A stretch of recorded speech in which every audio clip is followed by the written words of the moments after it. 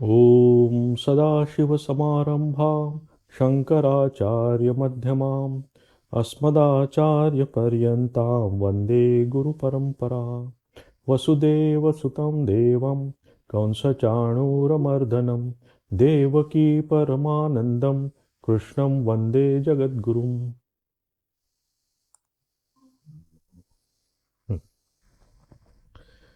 तर आपण मागच्या क्लासमध्ये 7वा अध्याय संपवला होता आणि आपण आजपासून 8व्या अध्यायामध्ये आता प्रवेश करतो आहोत.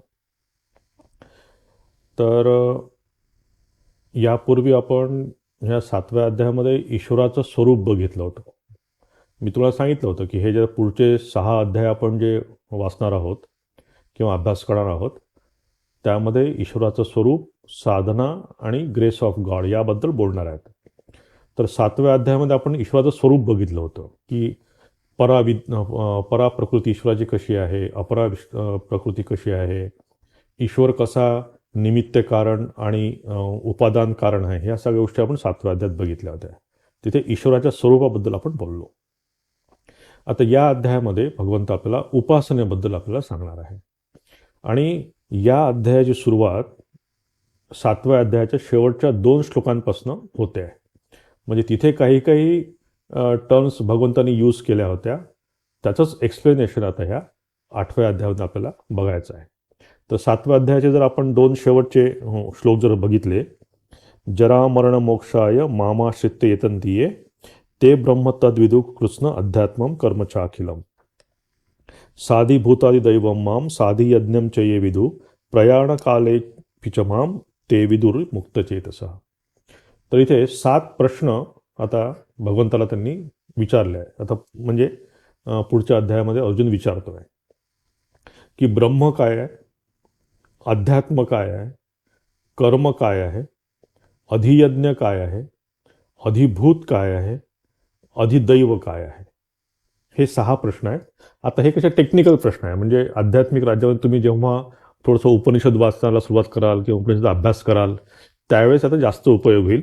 पण तरीही भगवंतांनी इथे जेव्हा आणलेलं आपण त्या थोडक्यात आपण त्याचं वर्णन बघू. आणि 7वा खूप महत्त्वाचा प्रश्न त्यांनी विचारलेला आहे की जो उपासनेसाठी आपल्याला प्रवृत्त करतो.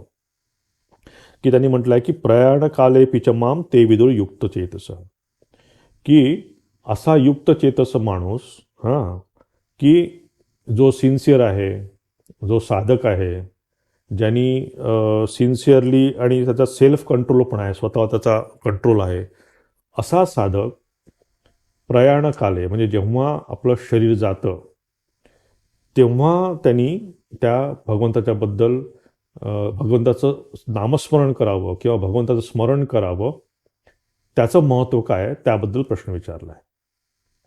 तर जेव्हा आपल्याला हा प्रश्न पडतो की शेवटच्या वेळेस किंवा आपलं शरीर जात असताना भगवंताचं नामस्मरण करावं किंवा करायला पाहिजे, तेव्हा एक प्रश्न तयार होतो की ते कसं करावं हा मुख्य प्रश्न पडतो की ते कसं करायचं. तर ते करण्यासाठी म्हणून आता त्यासाठी म्हणून भगवंत आपल्याला आता इथे या पूर्ण अध्यायाची सुरुवात करतायत. तर पहिला प्रश्न इथे अथ अष्टमोध्याय अर्जुन उवाच किम तद्ब्रह्म किमध्यात्मम किम कर्म पुरुषोत्तम अधिभूतम च किम प्रोक्तम अधिदैवम किमुच्यते.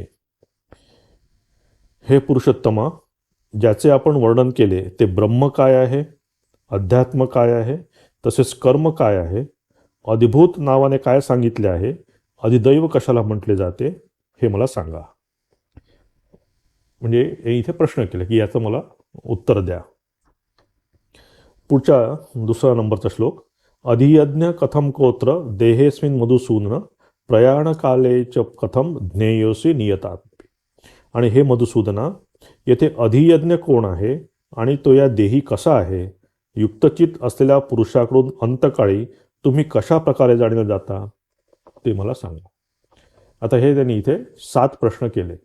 आपण बघितलं इथे की ब्रह्म काय आहे, अध्यात्म, कर्म, अधिभूत, अधिदैव, अधियज्ञ आणि प्रयाण काळाच्या वेळी भगवंताचं नामस्मरण कसं करावं हे तुम्ही सांगा. आता भगवंताचं नाव कसं करावं ते त्याच्यासाठी सगळं आपण जीवन घालवतो आहे की शेवटच्या वेळेमध्ये ते यायला पाहिजे. ठाकूर म्हणतात ना की आपण जर मुळा खाल्ला तर मुळ्याचे ढेकर येते. तर पूर्ण सगळं जीवन जर आपण नुसतं अर्थकामामध्ये घालवलं तर तेच शेवटी येणार आहे. आणि पूर्ण जीवन जर आपण भगवंताचं नामस्मरण केलं तर तेच शेवटी येणार आहे. तर याचा विचार आपण इथे करायला पाहिजे. तिसरा मंत्र म्हणू आपण, कारण इथे फक्त त्यांनी प्रश्न विचारले पहिल्या 2 याच्यामध्ये, तिथे बघण्यासारखं काही विशेष नाही आहे.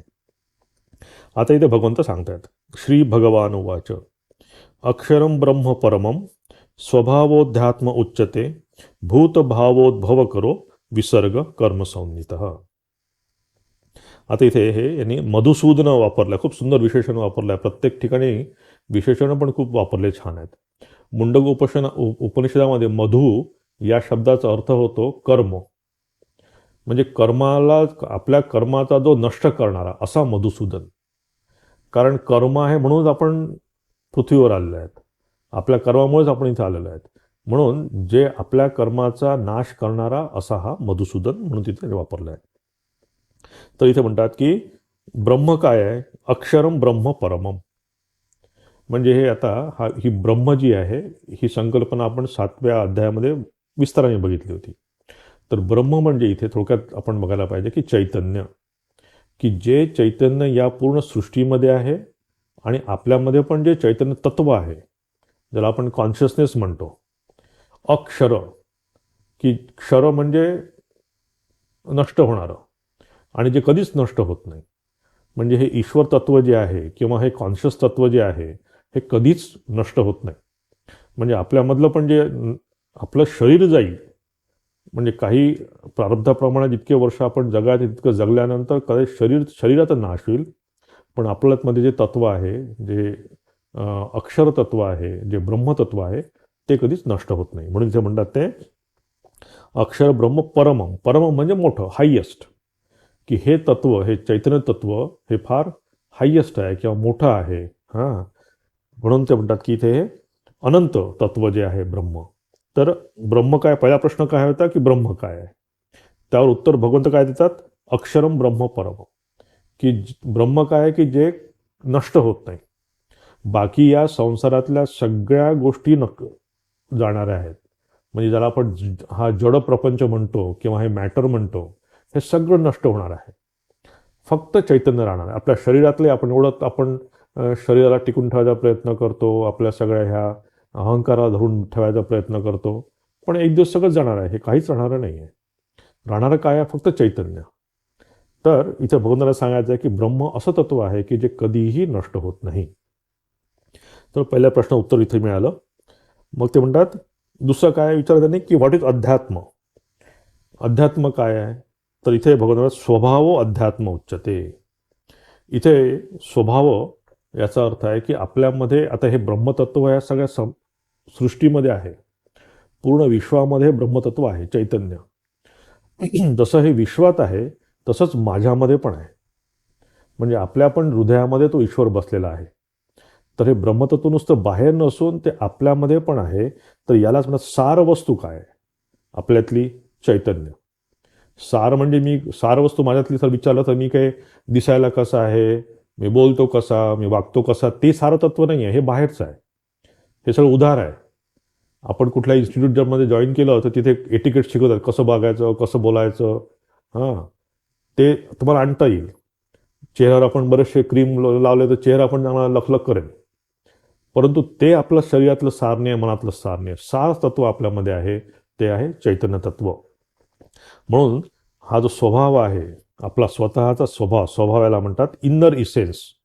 ते काय आहे, चैतन्य आहे आपलं, आणि त्याला ते म्हणतात की अध्यात्म. आता ह्या 2 गोष्टी आहे. म्हणजे ब्रह्म हे जेव्हा समष्टी रूपाने सगळं जगामध्ये आहेत, जे चैतन्य आहे त्याला आपण ब्रह्म म्हणतो, आणि जे शरीरामध्ये आहे त्याला आपण आत्मा म्हणतो किंवा स्वभाव म्हणतो. हां, ह्या 2 गोष्टी लक्षात ठेवायला पाहिजे की जेव्हा जेव्हा आपण ब्रह्म संकल्पना शब्द वापरतो उपनिषदांमध्ये, गीतेमध्ये, तेव्हा समजायचं की हे सगळ्या सृष्टीमधलं जे चैतन्य आहे त्याला आपण ब्रह्म म्हणतो. आणि जेव्हा आत्मा म्हणतो आपण तेव्हा तो इंडिव्हिज्युअलाइज व्यष्टीमध्ये, की माझ्यामध्ये तो आत्मा आहे, किंवा त्याला म्हणतात अध्यात्म, अधि आत्मा, आतमध्ये असणारा आत्मा. अध्यात्म. तर इथे म्हणतात की स्वभाव अध्यात्म उच्यते. त्याचा प्रश्न काय होता की अध्यात्म कशाला म्हणतात, तर भगवंत म्हणतात की स्वभाव अध्यात्म उच्यते. म्हणजे कसं आता हे समजा असं विचार करा की हे ब्रह्म चैतन्य सगळीकडे आहे. म्हणजे कसं आहे समजायला आपल्याला बराच वेळा कठीण जातं. पण आता बघा की ह्या सगळ्या संपूर्ण ब्रह्मांडामध्ये आकाश आहे म्हणजे स्पेस आहे किंवा हवा आहे समजा, की सगळीकडे आहे. पण आता मी जर एक ग्लास घेतला, रिकामा ग्लास, त्या ग्लासमध्ये पण हवा आहे. म्हणजे हवा त्या ग्लासच्या बाहेर पण आहे आणि हवेमध्ये त्या ग्लासमध्ये पण हवा आहे. मग मी काय म्हणू? म्हणेन मी बाहेरची जी हवा आहे त्याला मी हवा म्हणेन आणि ग्लासमधली जी हवा आहे त्याला काय म्हणेन मी ग्लासमधली हवा. कारण तो ग्लास जो आहे, त्याचा जो आकार आहे, त्या आकारामध्ये ती हवा बंदिस्त झालेली आहे. म्हणून त्याला आपण ग्लासमधली हवा म्हणतो. तसंच ह्या शरीरामध्ये, या नामरूपामध्ये जो काही आत्मा आहे किंवा चैतन्य आहे, त्याला आपण आत्मा म्हणतो. त्याला आपण स्वभाव म्हणतो. त्याला आपण अध्यात्म म्हणतो. म्हणजे एक झाली ग्लासमधली स्पेस आणि त्याच्या बाहेरची स्पेस. दोन्ही एकच आहे. तो ग्लास जर मी फोडून टाकला, तर ती आतली हवा कुठे जाणार आहे? तर बाहेर हवेमध्ये मिसळून जाईल. माझं शरीर जेव्हा जाईल, तर माझ्या आतमध्ये चैतन्य आहे ते कुठे जाणार आहे? या सगळ्या चैतन्यामध्ये मिसळून जाईल पूर्ण. तर ह्या दोन टर्मिनॉलॉजी आहे. जेव्हा आपण आत्मा आणि ब्रह्म आहे एक, फक्त ब्रह्म आपण समष्टीसाठी वापरतो आणि आत्मा हे व्यष्टीसाठी किंवा इंडिव्हिज्युअलसाठी आपण वापरतो. तर इथे त्यांनी दुसऱ्या प्रश्नाचं पण त्यांनी आता इथे उत्तर दिलं. किंवा अजून एक उदाहरण बघू शकतो की एकच माणूस जो आहे, तो माणूस काय कोणाचे वडील असतात, कोणाचा पती असतो, कोणाचा मुलगा असतो. म्हणजे तो कुठल्या संदर्भाने आपण त्याच्याकडे बघतो त्याप्रमाणे माणूस एकच असतो. फक्त त्याची व्याख्या बघण्याकडे वेगळी जाते. तसंच ब्रह्म जर आपण समष्टीने बघितलं तर ते ब्रह्म आहे. म्हणजे चैतन्याला जर आपण समष्टी रूपाने बघितलं तर ते ब्रह्म आहे आणि व्यष्टी रूपाने किंवा इंडिव्हिज्युअली बघितलं तर तो आत्मा आहे. आता तिसरा प्रश्न त्यांनी विचारला होता की व्हॉट इज कर्म? कर्म काय आहे? पहिलं विचारलं ब्रह्म काय आहे, मग अध्यात्म काय आहे आणि तिसरा प्रश्न त्याचा होता की कर्म काय आहे. त्यावर भगवंत म्हणतात की भूत भावोद्भव करो विसर्ग कर्म संहित. आता विसर्ग म्हणजे क्रिया, की ज्या काही प्रकारच्या क्रिया आपण करतो, जे काही कर्म आपण करतो, म्हणजे सगळ्या ॲक्शन, सगळे कर्म आपण जे केले आतापर्यंत, मागच्या जीवनामध्ये, या जीवनामध्ये किंवा पुढच्या जन्मामध्ये जे काही आपण कर्म करू, त्या सगळ्याला विसर्ग म्हणतात. तर हा भूतभाव म्हणजे कर्माचा हा जो जोर आहे, हे कर्माचा जो हा फोर्स आहे, याला ते म्हणतात कर्म. कारण ह्या कर्मामुळेच आपल्याला शरीर मिळालेलं आहे. आपल्या शास्त्रामध्ये ही जी सृष्टी निर्माण झालेली आहे किंवा आपण या जगात जे आलेलो आहोत, हे एक ॲक्सिडेंटली आलेलं नाही आहे. हा ॲक्सिडेंट नाही आहे, हे लक्षात ठेवा. ॲक्सिडेंटनी काहीच होत नाही आपल्या धर्माप्रमाणे. या प्रत्येक गोष्टीच्या मागे आपलं कर्म आहे. प्रत्येक गोष्टीच्या मागे काहीतरी कारण आहे आणि ते कारण काय आहे? आपलं कर्म. म्हणजे आपल्याला मिळणारे आईबाबा, आपल्याला मिळणारे रिलेटिव्ज, आपल्याला मिळणारे काय म्हणतात शेजारी पाजारी, आपल्याला एन्व्हायरमेंट मिळणारं किंवा आपण भारतात का जन्म घेतला, अमेरिकेत का नाही घेतला, ह्या सगळ्या गोष्टी आहेत आपल्या कर्माचा परिपाक. की ज्या प्रकारचे आपण याच्यापूर्वी काही केलेलं आहे, त्या प्रकारच्या कर्माप्रमाणेच आपण ऑर्डर दिली आहे देवाला. मी याच्यापूर्वी एका क्लासमध्ये बोललेलो होतो की आपण जसं का आर्किटेक्टला बोलून घराचं सांगतो की माझं घर असं 4 रूम करा, बेडरूम करा, एक देवघर ठेवा, किचन तिकडे पाहिजे आणि मग ते सगळं आपण तयार करून तो आपल्याला घर करून तयार देतो. त्यात आपण राहायला जातो. तसंच आपण आपल्या कर्माप्रमाणे आपलं घर निवडलं आहे, आपण घर तयार केलेलं आहे. हेच कर्म आपल्याला पुढचा जन्म देतो. म्हणून या सगळ्या या गोळाबेरीजीला ते म्हणतात विसर्ग, ॲक्शन. त्यालाच ते म्हणतात कर्म. म्हणून लक्षात ठेवायला पाहिजे की देवाला दोष देऊ नये. आपण देवालाच दोष देतो. लक्षात ठेवायला पाहिजे की आपणच आपलं ऑर्डर केलेलं आहे शरीर. देव म्हणतो तूच तर ऑर्डर केलं होतं, तूच तुला मिळतंय ते. तर आपल्याच कर्म, आपण जीवनात चांगले कर्म करतो म्हणून स्वर्ग तयार केलेला आहे. आपण खराब कर्म करतो म्हणून नरक तयार केलेला आहे. खूप सिंपल आहे. शाळेत बघा, शाळेत एखाद्या पोरांनी जर काही खोडी केली तर आपण त्याला पनिशमेंट देतो आणि कोणी चांगलं केलं त्याला बक्षीस देतो आपण. घरामध्ये आई पण मुलासोबत तेच करते. म्हणजे पनिशमेंट आणि काय त्याला म्हणतो आपण त्याला एनकरेजमेंट दोन्ही. तर तुम्ही या जीवनात चांगलं काम केलं तुम्हाला स्वर्ग मिळेल, भगवंताने तुम्हाला प्राईज दिलं मोठं, तुमच्या गळ्यात मोठं एक हे टाकलं की चला स्वर्गात जा आणि बसा तिथं आराम करा, खा प्या मजा करा. आणि काही समजा खराब काम केलं तर कढई टाकताल तुम्हाला, घ्या आता. आता खरं खोटं मला माहीत नाही, पण मी जसं गंमत करतोय, त्या कढईत टाकतात की नाही भगवंताला माहीत. तर थोडक्यात सांगायचं इथं भगवंताला सांगायचं काय की कर्म म्हणजे की आपण जे काही कर्म करतो हे सगळं कर्म. आणि इथे भगवंताला दोष देऊ नका. हे 14 हे जे काही भुवन तयार केलं आपण स्वर्गापर्यंत आणि सत्यलोकापर्यंत आणि ब्रह्मलोकापर्यंत आणि खाली रसातलं तलातलं पातालपर्यंत, हे सगळं आपल्या कर्माचं फळ आहे, हे आपण समजून घ्यायला पाहिजे. आता चौथा प्रश्न पुन्हा आहे अधिभूतम. ते म्हणतात की अधिभूतम क्षरोभाव. चौथा नंबर, अधिभूतम क्षरोभाव पुरुषाश्च दैवतम अधियज्ञो अमेवात्र देहे देहभृतांवर. तसेच उत्पत्ती व विनाश धर्माचे सर्व पदार्थ अधिभूत आहेत आणि हिरण्यमय पुरुष अधिदैव आहे. आणि हे देहधाऱ्यात श्रेष्ठ अर्जुना, या शरीरात मी वासुदेवच विष्णू रूपाने अधियज्ञ आहे. आता इथे ते सांगतायत की अधिदैवतम काय आहे, नाही अधिभूतम काय आहे. तर अधिभूतम म्हणजे क्षरोभाव, की जे नष्ट होणार आहे. अधिभूतम आपण बघितलं ब्रह्म काय अक्षर आहे, जे कधीच नष्ट न होणार आहे. आणि अधिभूत काय आहे, क्षर होणार आहे. मग क्षर होणार नष्ट होणार काय काय आहे, हे सगळं म्हणजे चैतन्याला सोडून सगळ्या गोष्टी नष्ट होणार आहेत. म्हणजे ह्या आकाशापासून, आकाशात वायू, वायू अग्नी, अग्नीर आप, आप पृथ्वी, हे सगळं आकाशातनं हे जे ब्रह्मांड तयार झालं, हे वरचे 7 लोक, खालचे 7 लोक, 14 भुवन जे तयार झाले, आपलं शरीर जे सुरू झालं, हे चंद्र सूर्य तारे जे काही आपल्याला दिसत आहेत, हे एक ना एक दिवस सगळं नष्ट होणार आहे. तर जे काही नष्ट होणार आहे त्याला ते म्हणतात की अधिभूतम. ही भूत प्रकृती जी आहे, किंवा याच्या 7व्या अध्यायामध्ये आपण अपरा प्रकृती बघितली होती भगवंताची, ती अपरा प्रकृती इथे सांगतात. तर अपरा प्रकृतीच नाव इथे त्यांनी अधिभूत दिलं आहे. मग म्हणतात अधियज्ञ काय आहे, अधिदैवम काय आहे. अधिभूतम क्षरोभाव पुरुषस्य अधिदैवतम. आता हा पुरुष जो आहे, आता इथे थोडंसं टेक्निकल आहे, मी थोडक्यात सांगायचा प्रयत्न करतो की याला हिरण्यगर्भ म्हणतात. हिरण्यगर्भ म्हणजे ह्या सृष्टी सुरू होण्याआधीची जी बीज अवस्था, त्याला आपण ईश्वर म्हणतो. म्हणजे साधारण भाषेमध्ये जर सांगायचं झालं, आपण एक्झाम्पल एकदम लावून बघू नये, पण जे झाडाचं जे बी आहे, म्हणजे त्या बियामध्ये पूर्ण वृक्ष होण्याची कॅपॅसिटी आहे, पोटेन्शियल आहे त्याच्यामध्ये. तर ती जी बी अवस्था आहे, त्या बी म्हणजे ईश्वर, की त्या ईश्वरातनं ह्या सगळ्या सृष्टीचा आरंभ होतो. दॅट इज व्हॉट ईश्वर. किंवा तेव्हा तुम्ही उपनिषद किंवा वाचाल किंवा हळू, तेव्हा त्याला म्हणतात कारण शरीर, की ते कारण आहे सगळ्या सृष्टीचं. तर ते कारण शरीर किंवा त्याला ईश्वर म्हणतात, किंवा ते बीज. मग काय होतं, हे बीज फुटतं आणि त्याला कोंब फुटतं. ही कोंब फुटणारी जी आपण 7व्या अध्यायात बघितलं की त्या ईश्वरामधनं सूक्ष्म सृष्टी बाहेर आली, आणि म्हणजे त्यातनं आपलं पंचप्राण तयार झाले, पंचकर्मेंद्रिय, पंचज्ञानेंद्रिय तयार झाले, आणि मग हे स्थूल शरीर आलं, नंतर ही सृष्टी निर्माण झाली. तर हे सूक्ष्म शरीर जे आहे, म्हणजे हे जे अंकुर अवस्था जी आहे, त्या अवस्थेला हिरण्यगर्भ अवस्था म्हणतात.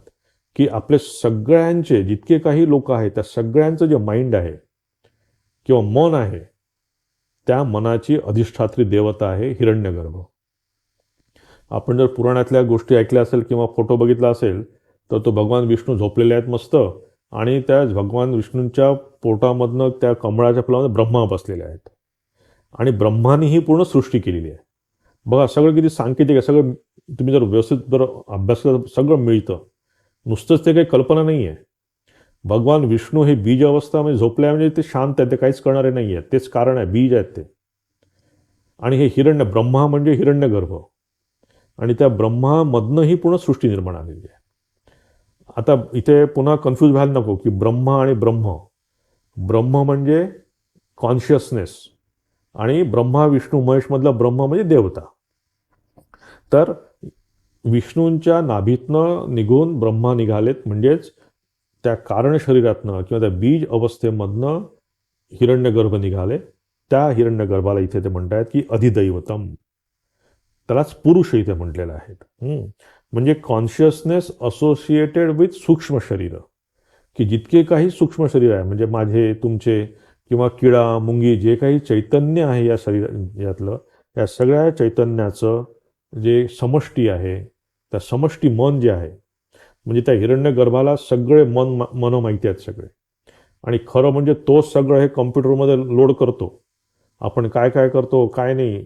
आणि आपला प्रॉब्लेम असा आहे ना की मोठे मोठे लोक हे कॉम्प्युटर हॅक करतात किंवा मोठे मोठे प्रोग्राम हॅक करतात, पण देवाचा कॉम्प्युटर हॅक करू शकत नाही. की मी काही खराब कर्म केलं आणि तिथं मी कॉम्प्युटरमध्ये हॅक करून ते कर्म मिटवून टाकलं तिथून. किंवा नाही बाई त्यांनी खराब कर्म केले, चांगलं कर्म केलं, हॅक करून आपण करून घेऊ, असं करता येत नाही. देवाचा कॉम्प्युटर फार स्ट्रॉंग आहे. तर ह्या सगळ्या सूक्ष्म शरीराचं जे माइंड आहे किंवा आपलं जे मन आहे, त्या मनाची अधिष्ठात्री देवता इथे ते म्हणतात हिरण्यगर्भ आहे. आणि मग अधियज्ञ कोण आहे? अधियज्ञ अमेवात्र, अहम एव. मग अधियज्ञ म्हणजे ते कारण कोण आहे, ते बीज कोण आहे? ईश्वर आहे. स्वतःच सांगतात भगवंत की अधियज्ञ कोण आहे, म्हणजे कॉन्शियसनेस असोसिएटेड विथ सूक्ष्म शरीर हिरण्यगर्भ आणि कॉन्शियसनेस असोसिएटेड विथ कारण शरीर म्हणजे बीजासोबत, दॅट इज व्हॉट ईश्वर. त्याला इथे म्हटलं आहे की अधियज्ञ. मग आता हा ईश्वर कुठे राहतो? मग प्रश्न येतो, ईश्वर कुठे राहतो? तो देहभृतांवर, की माझ्याच देहामध्ये. भगवंत म्हणतात अत्र देहे, म्हणजे ईश्वर कुठे आहे? माझ्याच मध्ये आहे. आता भगवंतामध्ये म्हणजे भगवान श्रीकृष्णामध्ये देवता आहे, माझ्यामध्ये देव नाही असं नाही आहे. आपण मगाच बघितलं की हे चैतन्य आपल्या प्रत्येकामध्ये आहे. हे कुठेच चैतन्य असं कधीच होत नाही की आपण चैतन्य नाही. चैतन्य असं की आपलं लोक घेऊन जातील बस काढायला बाहेर, झोपला. तर चैतन्य प्रत्येकामध्ये आहे आपल्या इथे. म्हणून इथे भगवंत म्हणतात की हा ईश्वर, हा जो आपल्या हृदयामध्ये जे चैतन्य आहे, हे चैतन्य जे वास करतं, तोच खरा ईश्वर आहे इथे भगवंत म्हणतात. आणि तोच ईश्वर खरी आपली पूजा घेतो. आपण याच्या आधीमध्ये कामैस्तैस्ते ऋतज्ञान 7व्या अध्यायात बघितलं की ज्या काही प्रकारच्या पूजा आपण करतो, जे काही करतो, ह्या सगळ्या तो ईश्वर ग्रहण करत असतो. म्हणून आपण म्हणतो ना की आपल्या मनात कुठल्या एखादा विचार येण्यापूर्वी भगवंताला कळतो. कसं कळतो? ठाकूर म्हणतात की त्या मुंगीच्या पायांचा आवाज पण ईश्वराला कळतो, श्रीरामकृष्ण म्हणतात. म्हणजे काय की कारण आपल्या जे चैतन्य आहे, त्या चैतन्य असल्यास म्हणूनच तर आपण विचार करू शकतो ना. विचारामुळे चैतन्य नाही आहे, चैतन्य आहे म्हणून आपण विचार करू शकतो. म्हणून जो काही विचार आपण करतो ते त्या चैतन्यामध्येच करतो. आणि त्यामुळे लक्षात ठेवायला पाहिजे की आपण जे काही चांगलं वाईट करतो, ज्या काही गोष्टी करतो, त्या सगळ्या भगवंताच्या तिथे नोंद केलेल्या असतात आणि तिथे ते स्टोअर केलेलं असतं. आणि त्याप्रमाणे आपल्याला हे जे काही आजचं शरीर आहे ते आपल्याला इथे मिळतं. आता इथपर्यंत हे 6 जे प्रश्न त्यांनी विचारले, टेक्निकल प्रश्न होते, त्याप्रमाणे भगवंतांनी त्याची व्याख्या केली. आता 7वा प्रश्न खरा आपल्या कामाचा आहे. आणि इथे जीवन मरणाचा आपला हा सगळा 7वा प्रश्न आहे. 7वा प्रश्न तिथे भगवंतांनी त्यांनी काय विचारला होता की प्रयाण कालेच कथम ज्ञेयोसी, की जेव्हा माझं शरीर जाईल किंवा जेव्हा माझा मृत्यूची वेळ येईल, त्यावेळी मी कसं तुला लक्षात ठेवू. आता संपूर्ण हा 8वा जो आहे काय म्हणतात चॅप्टर, हा याचं उत्तर आहे, या प्रश्न उत्तर आहे. म्हणजे आतापर्यंत 6 प्रश्न विचारले, त्याचं 2-4 याच्यामध्ये त्यांनी उत्तर देऊन टाकलं भगवंतांनी. पण 5व्या श्लोकापासून 28 श्लोकापर्यंत हे या 7व्या प्रश्नाचं उत्तर आहे. आणि म्हणूनच याला आपण म्हणतात की हे उपासना, ईश्वर उपासनाबद्दल हा पूर्ण विषय आहे.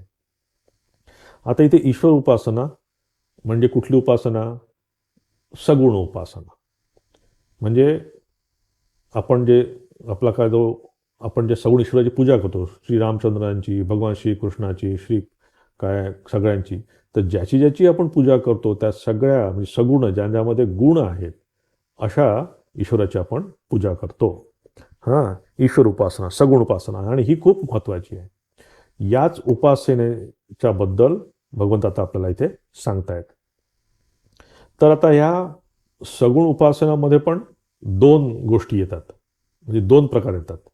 एक आहे सकाम सगुण उपासना आणि दुसरी आहे निष्काम सगुण उपासना. दोन्हीही सगुण उपासनाच आहे, पण एकामध्ये सकाम म्हणजे कामना आहेत एका उपासनेमध्ये, आणि एका एका एका उपासनेत कुठल्याही कामना नाही आहे. निष्काम उपासना, मी ईश्वराची उपासना करतो, भगवान श्रीरामकृष्णाची उपासना करतो, प्रभू रामचंद्राची उपासना करतो, परंतु त्यामध्ये माझ्या मनामध्ये काहीही मागत नाही त्यांना. म्हणजे ती आहे द्वैत उपासना, सगुण ईश्वराची उपासना आहे, परंतु तिथे मागायचं काहीच नाही, निष्काम मी उपासना करतो. तर ह्या सगुण उपासनाचे पुन्हा दोन भाग त्यांनी केले, एक सकाम सगुण उपासना आणि दुसरी निष्काम सगुण उपासना. आता आपल्याला आतापर्यंत आपण जे काही बघितलं त्यामध्ये आपण बघितलं की निष्काम उपासना जर आपण केली भगवंताची, मग निष्काम उपासना करता करता काय होतं की आपल्यामध्ये चित्तशुद्धी होते. मग चित्तशुद्धी झाली म्हणजे काय होतं की आपण आपली जी निर्गुण उपासना करायची आपल्याला देवाची, त्या निर्गुण उपासनेसाठी आपण रेडी होतो. मग तिथे आपण श्रवण मनन निधिध्यासन करून भगवंताचा किंवा आत्म्याचा आपण लाभ करतो, आणि तो लाभ गेल्यानंतर आपण मुक्त होतो, जीवनमुक्त होतो. हा झाला एक रस्ता. कुठला रस्ता की आपण सगुण उपासना केली, सगुण उपासना ती काय म्हणतात त्याला यांनी केली, काय म्हणतात त्याला निष्काम भावाने आपण केली. निष्काम भावाने उपासना केली, माझं मन शुद्ध झालं. मन शुद्ध झाल्यामुळे काय, मी निर्गुण उपासना करायला तयार झालो, माझ्यामध्ये तितकी शक्ती आली. निराकार ईश्वराची मी उपासना करायला लागलो, आणि त्यामुळे मी जीवनमुक्त झालो. हा एक रस्ता झाला. दुसरा रस्ता आता इथे आपण साधारण म्हणजे 99% लोक ज्या रस्त्याने जातात तो साधारण रस्ता भगवंत इथे सांगतायत, की जे लोक भगवंताची आराधना करतात. आपण बघितलं की आर्तो जिज्ञासुरर्थार्थी ज्ञानीच भरतर्षभ, तिथे आपण बघितलं की मला काहीतरी भौतिक फायदा व्हावा, मला पैसा मिळावा, मला स्त्री मिळावी, मला पद मिळावं, प्रतिष्ठा मिळावी, किंवा मला सिद्धी मिळाव्या, किंवा मला स्वर्ग मिळावा, या सगळ्या कामनेतनं आपण देवाकडे आकृष्ट होतो. आणि हे करता करता आपण देवाची आपण आराधना करतो. ही झाली काय म्हणतात सकाम उपासना. यामध्ये काही चुकीचं काहीच नाही, भगवंत म्हणतात चुकीचं काहीच नाही, कारण हा जो साधक आहे, हा जो उपासना करणार आहे, हा सिन्सिअर आहे, त्याला भगवंत पण पाहिजे आहे, तो ह्या सगळ्या जीवनाला कंटाळला पण आहे, म्हणजे त्याच्यामध्ये काही असं सिन्सिअरिटी नाही असं नाही आहे, त्याला करायची इच्छा पण आहे. पण तो निर्गुण उपासना जी आहे की निराकार उपासना ती करण्याचं तो फिट नाही आहे. म्हणजे आपण बरेच वेळा बघतो सामा लोक, नाही बाबा आम्हाला ते ज्ञान आत्मा ब्रह्म आम्हाला काही समजत नाही, आम्ही ठाकूर बरं ठाकूरांची आम्ही पूजा करतो, हे करतो ते करतो, आणि तेच आम्हाला पसंत पडतं. म्हणजेच काय की they are not fit to understand that निर्गुण उपासना. कारण आपण प्रत्येक गोष्ट शब्द स्पर्श रूप रस गंध या गोष्टींनीच बघायचा आपण प्रयत्न करत असतो. म्हणजे ह्या डोळ्यांनी जे दिसेल, कानांनी जे ऐकू येईल, म्हणजे आपल्या इंद्रियांच्या कप्प्यामध्ये येणारा ईश्वर आपल्याला पाहिजे असतो.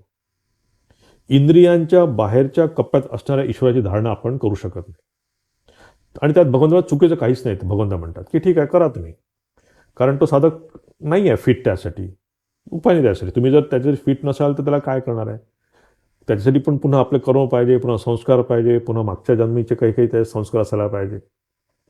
पण तरीही भगवान म्हणतात की काहीही हरकत नाही आहे, तुम्ही सकाम उपासना करा. सध्या तुम्ही तुमच्या भौतिक फायद्यासाठी उपासना करा, पैसा अदला, तुम्हाला काय घर, काय पद प्रतिष्ठा काय मागायचं ते मागा भगवंताला. असं करता करता करता एक वेळ अशी येईल की त्या मागून मागून त्याला तो विटून जाईल. त्याला वाटेल की आता खूप झालं आहे, मला याच्यापेक्षा काहीतरी अजून काहीतरी पाहिजे, कारण यांनी मला शांती मिळत नाही आहे. मी आतापर्यंत हे मागितलं देवाला, भरपूर पैसा मागितलं देवाला, पदप्रतिष्ठा मागितली, पण आता विटलो मी सगळं एन्जॉय करून. आता मला काही नको, आता मला यापेक्षा काहीतरी हायर पाहिजे. मग तो काय करतो, मग हळूहळू निष्काम उपासनेकडे भगवंताच्या वळतो, की तिथे तो आता म्हणतो मला काहीच नको आहे, मला आता काहीही नको आहे या सगळ्या गोष्टी, आता मला फक्त भगवंत तू मला पाहिजे. परंतु एवढं असून पण त्याच्यामध्ये तो फिटनेस आलेला नाही आहे की तो निर्गुण भगवंताची उपासना करू शकेल, निराकार उपासनाची साधना करू शकेल. इतकं त्याचा फिटनेस आलेला नाही आहे. तो निष्काम आहे, तो सिन्सिअर आहे, त्याला भगवंत पाहिजे आहे, पण he is not fit to do any अद्वैत उपासना किंवा वैदांतिक उपासना करण्याच्या तो अजून तो फिट झालेला नाही आहे. पण म्हणून मग तशा साधकांचं काहीच होणार नाही का? भगवंत म्हणतात होईल. जो साधक सकाम उपासनेपासून आला, हळूहळू त्याच्यामध्ये वैराग्य उत्पन्न झालं, हळूहळू त्याच्यामध्ये विवेक उत्पन्न झाला आणि तो फक्त निर्गुण उपासनाकरता निष्काम उपासनाकडे तो वळतो आहे. असं झाल्यानंतर काय होईल की तो भगवंत म्हणतात की तो ब्रह्मलोकात जाईल. ब्रह्मलोकात ब्रह्मासोबत राहील. कल्प शेवट होईपर्यंत हा जो कल्प आहे किंवा हा युग जे आहे, प्रत्येक युगाचा एक ब्रह्म असतो. आता हे सांगितलेल्या गोष्टी आपल्या शास्त्रांमध्ये की प्रत्येक युगाचा एक ब्रह्म आहे. तर त्या ब्रह्मलोकामध्ये तो जातो. हां, आणि तो ब्रह्मलोकाचा जायचा मार्ग कुठला आहे, देवलोकाकडे मार्ग जायचा कुठला आहे, सगळं आता सांगतील भगवंत. हे सगळे मार्ग आहे, रस्ते आहे. आता या रस्त्यामध्ये कुठे ट्रॅफिक जाम जर कुठे असेल तर गडबड आहे, पुन्हा आपण मागे पडू. तर ते ट्रॅफिक जाम होऊ नये म्हणून काय करायला पाहिजे, त्या ट्रॅफिक जाममधून कसं निघायला पाहिजे, हे सगळं भगवंत आपल्याला सांगतील. तर सांगायचा उद्देश काय आहे की तो ब्रह्मलोकापर्यंत जाईल आणि ब्रह्मलोकामध्ये जाऊन काय करणार आहे तो तिथे जाऊन, कारण तिथे जाऊन मग त्याला ते निराकार उपासनेसाठी तो फिट होईल. निराकार उपासनेत फिट कसा होईल तिथे जाऊन, कारण ब्रह्मदेवता आहे, त्यांना चतुर्मुख आहेत. दिवसभर क्लास होईल तुमचे तिथे, दिवसभर गीतेचे क्लास, दिवसभर उपासना क्लास. माझ्यासारखा माणूस काही साधारण माणूस त्याचा क्लास घेणार नाही तिथे जाऊन. तिथे ब्रह्मदेवता बसले आहेत प्रत्यक्ष. त्यांचं एक म्हणजे बोलून थकले की बस चेंज झालं, पुन्हा बोलणं सुरू केलं त्यांनी, पुन्हा चेंज झालं, पुन्हा सोडून दिलं. आणि तुम्हाला काही प्रॉब्लेम नाही, कारण खाणं पिणं फ्री आहे सगळं तिथे. खाया प्यान पुन्हा क्लास अटेंड करा. आता आठवड्यातून 2 क्लास आहेत, तेव्हा रोजचे राहतात 5-5 तास क्लास. तर सांगायचा उद्देश की असा साधक क्रममुक्ती याला म्हणतात, की असा क्रमाने हळूहळू तो ब्रह्मलोकामध्ये जाईल आणि ब्रह्मलोकामध्ये जाऊन तिथे त्याला निर्गुण उपासनेची इच्छा उत्पन्न होईल, भगवंताचं निराकार उपासनेची इच्छा उत्पन्न होईल आणि मग तो निराकार उपासना करून तिथून मुक्त होईल. तर इथे आपण 2 मार्ग बघितले. सकाम उपासना चालू आहे ही, म्हणजे सगुण उपासनाच चालू आहे. पण सगुण उपासना एक साधक काय करतो की डायरेक्ट निष्काम होऊन ज्ञानाच्या योग्यतेसाठी तयार होऊन तो मुक्त होतो, त्याला जीवनमुक्त म्हणतो आपण. आणि एक साधक आहे तो आपला काय म्हणतात भौतिक फायद्यासाठी सकाम उपासना करत करत करत मग निष्काम उपासनेकडे येतो आणि मग निष्काम उपासना आल्यानंतर मग तो ब्रह्मलोकात जातो. तिथे तो भगवंताच्या 1000 लाख किती वर्ष असतील तोपर्यंत तिथे बसा, त्याचे क्लास ऐका. तुम्हाला तिथे बोर जरी झाला क्लास तरी तुम्हाला काही हे नाही आहे, तुम्हाला कॅमेरा ऑफ करता येत नाही किंवा तुम्हाला ऑडिओ ऑफ करता येत नाही तिथे, कारण प्रत्यक्ष ब्रह्मसमोर बसलेले आहेत. ते क्लास अटेंड करत बसा आणि मग हळूहळू मुक्त व्हा. हा दुसरा मार्ग भगवंताने आपल्याला इथे सांगितलेला आहे. तर आणि पुढच्या मग आता हळूहळू बघू आपण. आता या अध्यायामध्ये ही पूर्ण क्रममुक्तीबद्दल सांगितलं गेलेलं आहे. पण पुढचे 9वा आणि 10वा अध्याय जो आहे तिथे भगवंत म्हणतात की कशा इतकं तुम्ही वेळ दवडताय, कशाला तिथे जायचं, कशाला तिथे 1000 वर्ष बसायचं ब्रह्मासोबत आणि मुक्त व्हायचं. तुम्ही आताच जर मुक्त होऊ शकत असाल तर मग का मुक्त होऊ नये. त्यासाठी म्हणून मग 9व्या आणि 10व्या अध्यायामध्ये पुढे भगवंत आपल्याला सांगतील. तर आपण इथे पुढच्या क्लासमध्ये आपण पुढे बघू की हे मग कसं भगवंत आता हे जे क्रममुक्तीचे डिझाईन जे आहे ते कसं आहे हे आपण पुढच्या क्लासमध्ये बघू. ओम शांती शांती शांती. हरि ओम तत्सत. श्रीरामकृष्णार्पणमस्तु.